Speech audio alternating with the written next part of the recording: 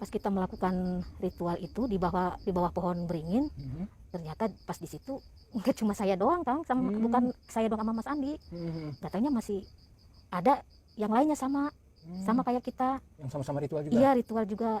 Ya kita pada telanjang cuek-cuek aja Kang, masing-masing aja. Masing-masing gitu. Iya, iya. masing-masing aja.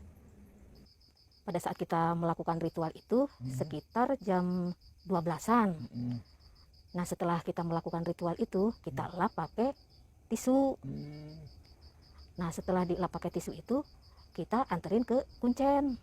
Setelah ritual yang keempat ini Kang, 2 hari kemudian Mas Andi telepon saya. Dia bilang udah ada hasilnya. Dulu pada tahun 2016, suami saya ngalamin kecelakaan pas dia habis pulang kerja. Dia dulu kan kerjanya satpam di apartemen pas bagian kerja malam. Dan dia pulang pagi. Nah sehabis pulang kerja, dia kan bawa kendaraan, bawa motor.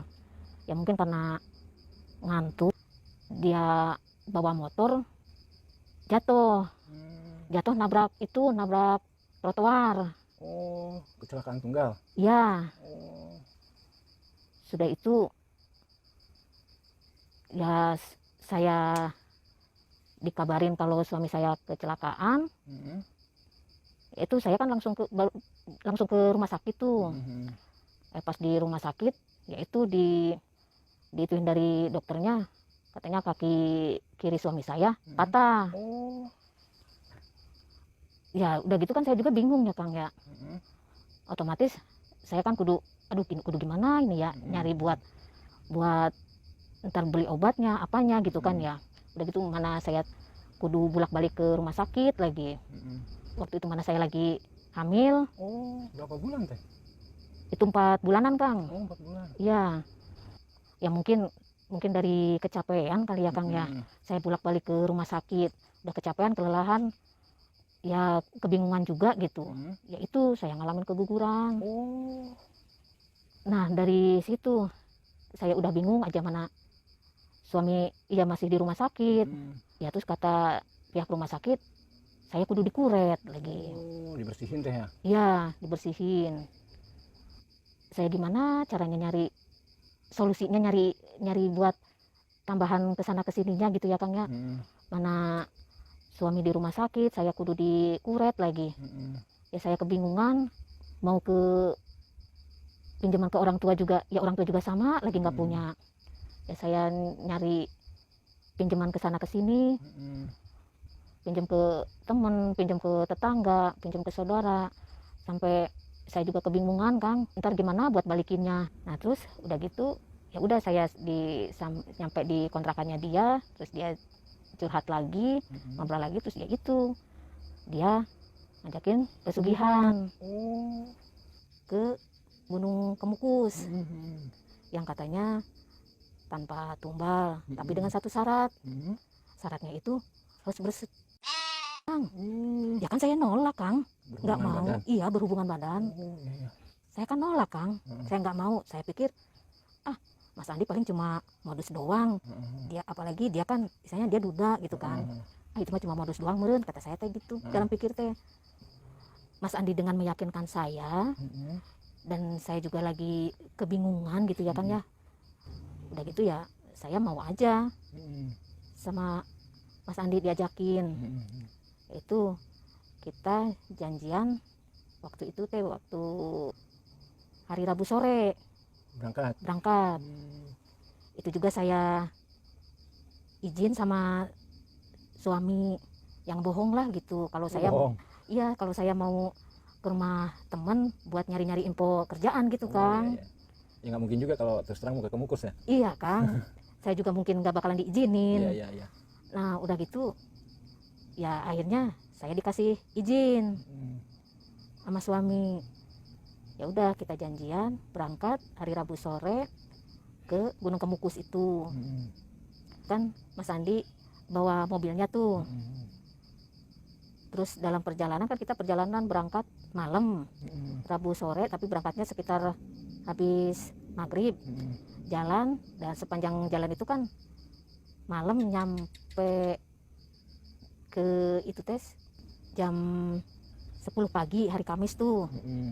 Terus kita ke warung buat ya istirahat sama buat nyari makan, itulah sarapan. Di situ kita ngobrol-ngobrol di warung sama si ibu yang punya warung itu, ngobrol-ngobrol, terus dia menawarkan diri buat mandu ke Kemukus. Jadi guide gitu.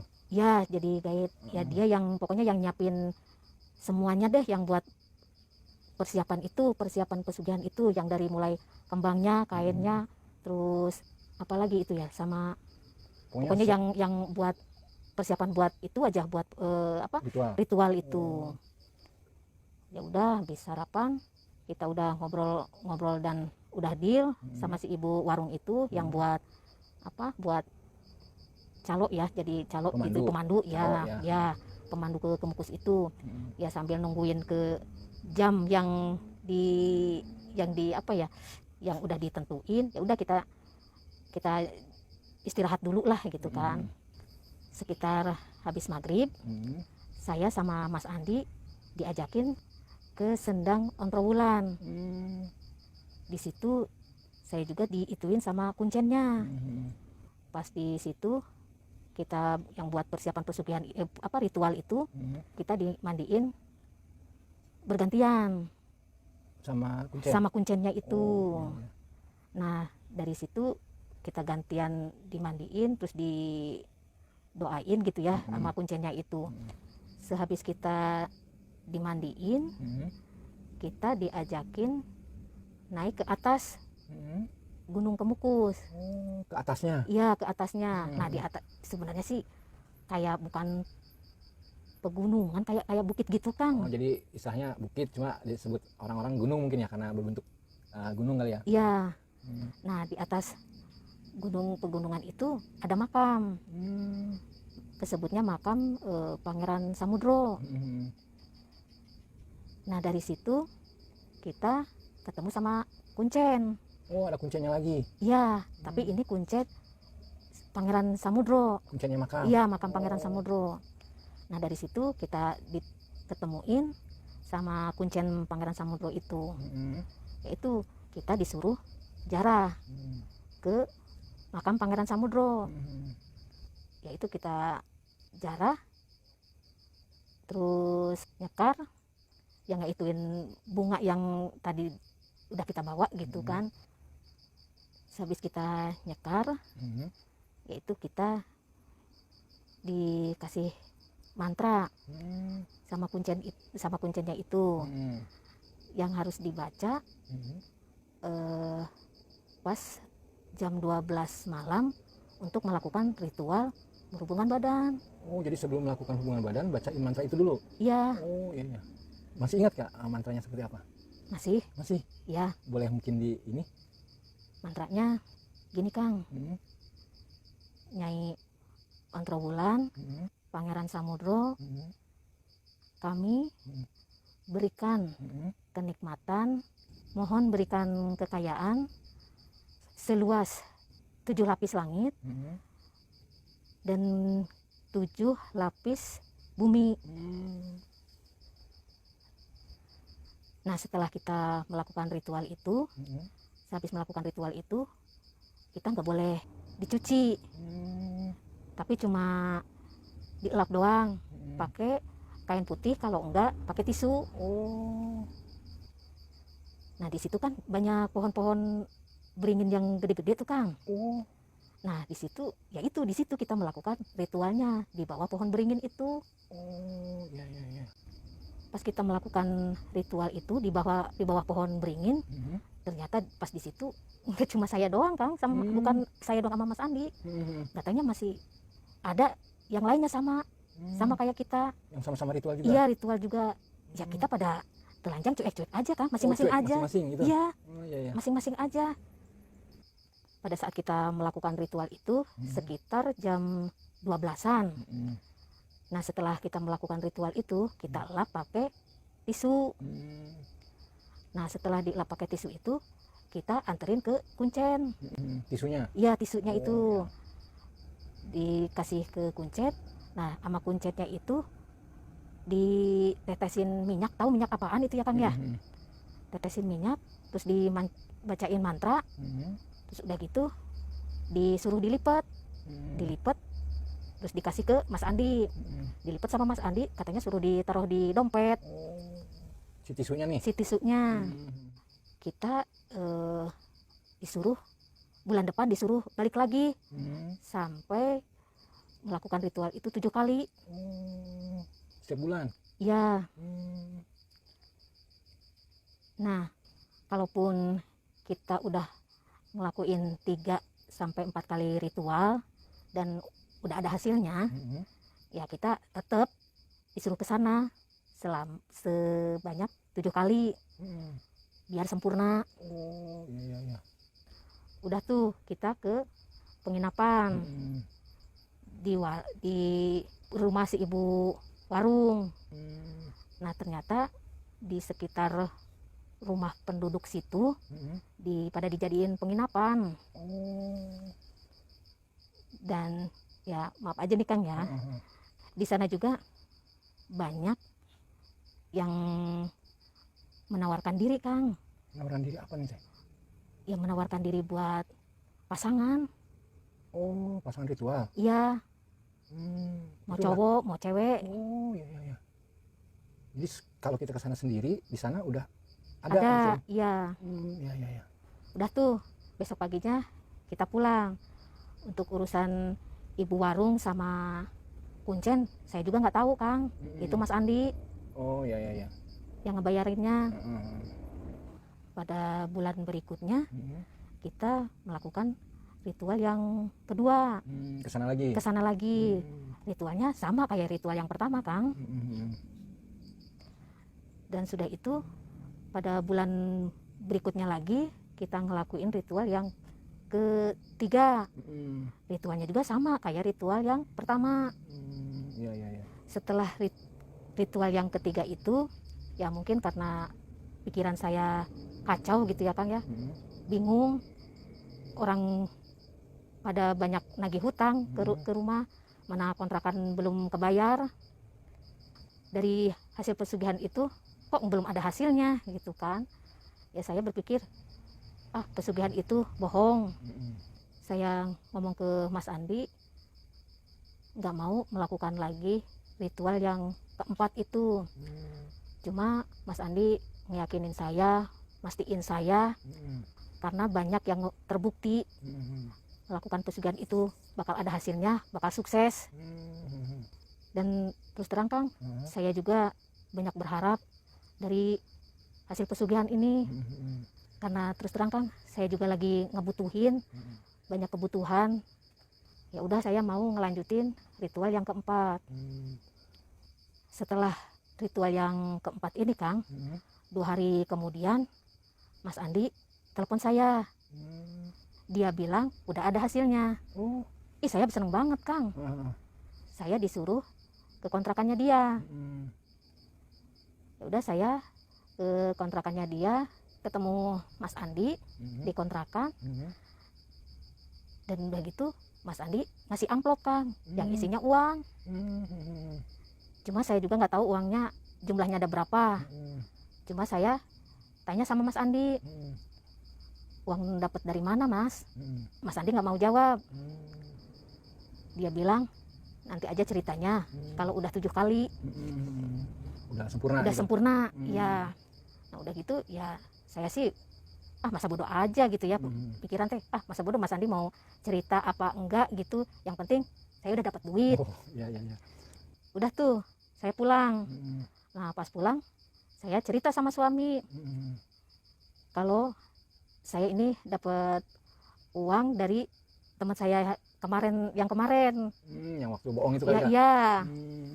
Lah terus udah gitu kita hitung ada 25 juta. Uangnya kita cicil bayar utang. Kalau buat ngelunasin mah masih kurang. Ya udah, kita sisihkan sedikit buat modal jualan gado-gado di depan rumah. Tapi ada yang aneh, Kang. Setelah pemberian amplop itu, kok Mas Andi nggak ada ngehubungin saya lagi.